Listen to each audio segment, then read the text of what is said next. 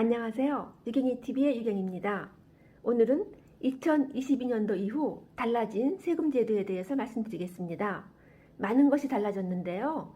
그 중에서 오늘은 우리가 상가주택을 양도하게 되면은 양도소득세를 내야 되는데 그 계산하는 방법과 또 상속받은 주택의 종부세 계산 시 주택수에서 제외하는 요건이 있습니다. 거기에 대해서 알아보겠습니다. 양도소득세 비과세가 되는 범위가 예전에는 1세대 1주택일 때 실거래가 9억까지였는데 2021년 12월 8일 이후 양도 부분부터는 12억까지로 변경이 되었습니다. 다시 말해서 양도소득세 비과세 혜택을 12억까지 받을 수 있다는 것이죠. 먼저 상가주택, 겸용주택이라고도 하는데요. 상가주택을 우리가 양도할 때 양도소득세를 계산하게 되는데 주택 부분과 상가 부분을 구분해서 계산을 하게 되죠.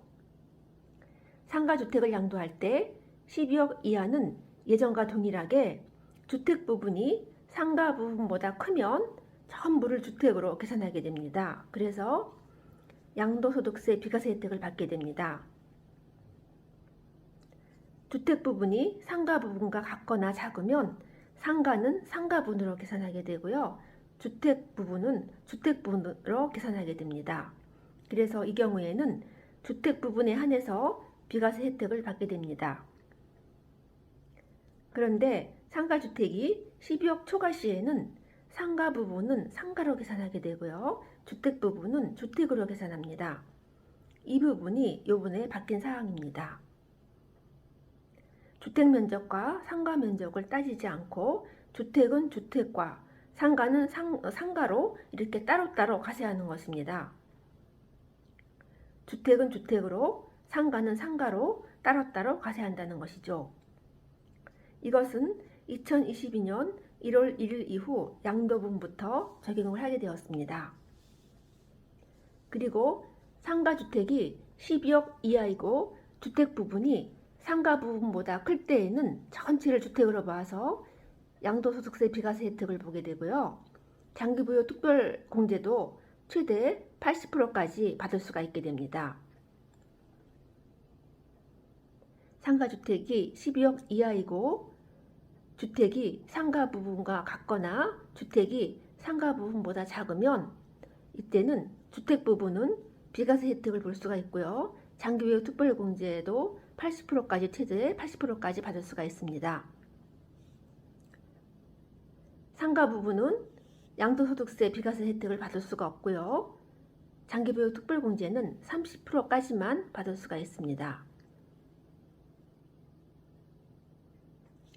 12억 초과인 상가주택은 주택 부분은 주택으로 상가 부분은 상가로 계산하기 때문에 주택 부분은 장기부여 특별공제를 최대 80%까지 받을 수 있고요.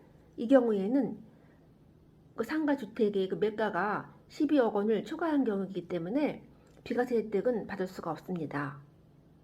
그리고 상가 부분은 원래 비과세 적용이 안 되고요.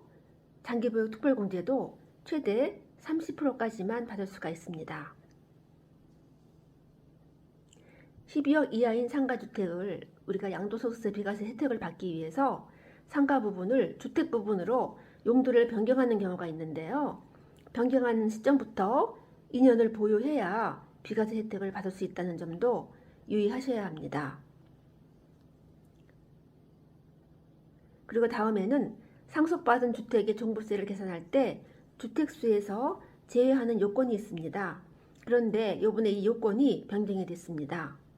예전에는 상속주택의 소유지분이 20% 이하고 공시가격 3억 이하인 경우에는 주택수에서 제외해줬는데요. 22년부터는 상속 개시일로부터 2년간 종부세 계산할 때 주택수에서 제외하게 되었습니다. 단 과세표준에는 합산을 합니다. 종부세는 인별, 개인별로 합산해서 과세를 하기 때문에 종부세 계산 시 합산은 하게 되지만 세율을 정할 때 주택수에서는 제외를 해준다는 의미입니다. 특별시, 수도권, 광역시 외의 지역은 상속 개시일로부터 3년간 주택수에서 제외를 하게 됩니다. 그리고 상속받은 분양권, 조합원 입주권에 의해서 취득한 주택도 포함이 됩니다.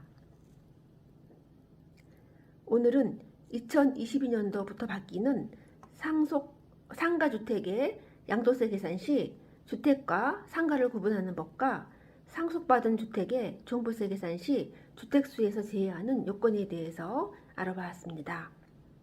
유경이TV의 유경이었습니다. 구독, 좋아요 부탁드릴게요. 감사합니다.